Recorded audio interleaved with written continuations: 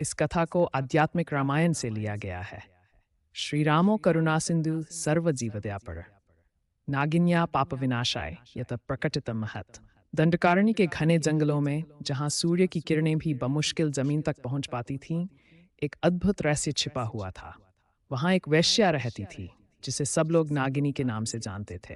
वह केवल एक वेश्या नहीं थी, बल्कि एक रहस्यमयी स्त्री थी, जिसका जीवन एक विशाल सर्प के साथ गुजरता था।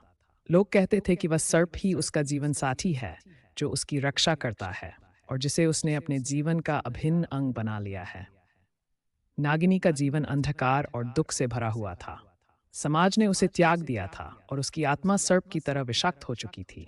लेकिन इस वेश्या के हृदय में एक अधूरा प्रेम और आत्मा की मुक्ति की चाहत छिपी थी।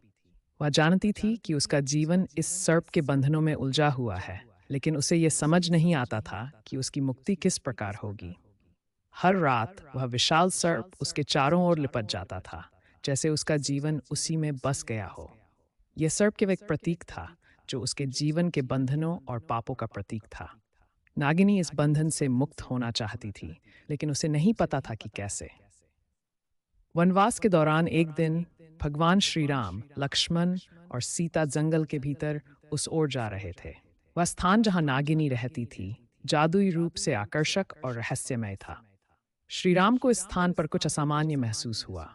उनकी दृष्टि में वहां एक शक्तिशाली ऊर्जा थी, जैसे कोई आत्मा मुक्ति की याचना कर रही हो।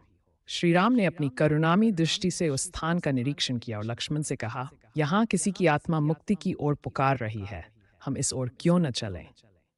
जब वे उस रहस्यमयी स्थान पर पहुंचे, तो उन्होंने वेश्या नागिनी को देखा। उसकी आंखों में दर्द और चाहत की एक गहरी भावना थी। लेकिन सबसे चौंकाने वाली बात यह थी कि एक विशाल सर्प उसके चारों ओर लिपटा हुआ था। वैश्य नागिनी ने जैसे ही श्री राम को देखा, उसकी आत्मा ने उन्हें पहचान लिया। वह उनके सामने गिर पड़ी और अपने पापों का प्रायश्चित करते हुए कहा, हे राम, मैं पाप और तिरस्कार से भरी इस वेश्या का जीवन जी रही हूँ। यह सर्प मेरे जीवन का प्रतीक है, जिसने मुझे पापों और बंधनों में बांध रखा है। मुझे मुक्ति चाहिए, लेकिन मैं नहीं जानती कि मैं कैसे मुक्त हो सकती हूँ। जैसे ही श्री राम ने नागिनी की पीड़ा देखी, उन्होंने उस विशाल सर्प की ओर देखा। वह सर्प अब अपने वास्तविक स्वरूप में आ गया। वह एक नाग था, जो अपनी अद्भुत शक्तियों से इस वेश्या को पीड़ा दे रहा था। नाग, जो एक राक्षस का रूप धारण किए हुए था, श्री राम को देखकर क्रोधित हो उठा। उसकी विषैली आंखें लाल हो गई और उसने सीता की ओर अपना ध्यान केंद्रित किया। नाग ने घमंड से कहा, तुम्हारे राम भी मेरी शक्ति के सामने कुछ नहीं कर पाएंगे। यह वेश्या मेरी है और मैं इसे कभी मुक्त नहीं होने दूंगा। यह सुनकर लक्ष्मण ने अपना धनुष उठाया और श्री राम की ओर देखा। श्री राम ने शांत रहते हुए कहा, यह राक्षस अपनी शक्ति के मद में चूर है, लेकिन सत्य और धर्म का पालन ही इसका अंत करेगा। लक्ष्मण, इस राक्षस का अंत अब समय की मांग है। जैसे ही नाग ने अपना विशाल शरीर फैलाया, उसने जहर उगलना शुरू किया, जिससे पूरा जंगल धुंधला होने लगा। लक्ष्मण ने तुरंत अपने बाणों की वर्षा शुरू कर दी, लेकिन नाग अपनी शक्तियों से उन्हें विफल कर रहा था। वह अपने विशाल फन से हवा में उड़ते हुए लक्ष्मण और श्री राम पर हमला कर रहा था। श्री राम ने अपना धनुष उठाया और एक विशेष बाण निकाला, जो विष्णु की शक्ति से भरा हुआ था। उन्होंने नाग की ओर देखा और कहा, तुम्हारा अंत निकट है। सत्य और धर्म की विजय सुनिश्चित है।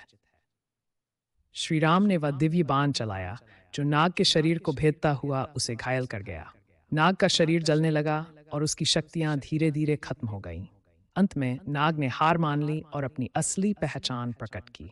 नाग एक श्रापित देवता था, जिसे अपने पूर्व जन्म के पापों के कारण इस राक्षसी रूप में जन्म लेना पड़ा था। उसने श्री राम से क्षमा मांगी और कहा, हे राम, मैं एक श्रापित आत्मा हूँ। नागिनी भी मेरे साथ इस श्राप के बंधन में है। हमारे पापों ने हमें इस अंधकार में धकेल दिया है। कृपया हमें मुक्ति दें। श्री राम ने अपनी करुणामयी दृष्टि से उसकी ओर देखा और कहा, तुम्हारा श्राप अब समाप्त हो चुका है। सत्य और धर्म की विजय ने तुम्हें मोक्ष प्रदान किया है। जाओ और अब मुक्त हो जाओ। नाग के अंत के बाद नागिनी भी अपने पापों से मुक्त हो गई। उसने श्री राम के चरणों में गिरकर कहा, हे राम, आपने मुझे मेरे पापों से मुक्त किया। अब मुझे शांति और प्रेम की प्राप्ति हो रही है। मैं आपके प्रति कृतज्ञ हूँ। श्री राम ने उसे उठाया और कहा, तुम्हारे पाप अब समाप्त हो गए हैं। सत्य और प्रेम का मार्ग ही तुम्हारे मोक्ष का रास्ता है। नागिनी और सर्प दोनों ने अपने पापों का प्रायश्चित किया और श्री राम की कृपा से मोक्ष प्राप्त किया। इस कथा से यह स्पष्ट होता है कि सत्य और धर्म का मार्ग ही आत्मा की मुक्ति का सबसे श्रेष्ठ मार्ग है।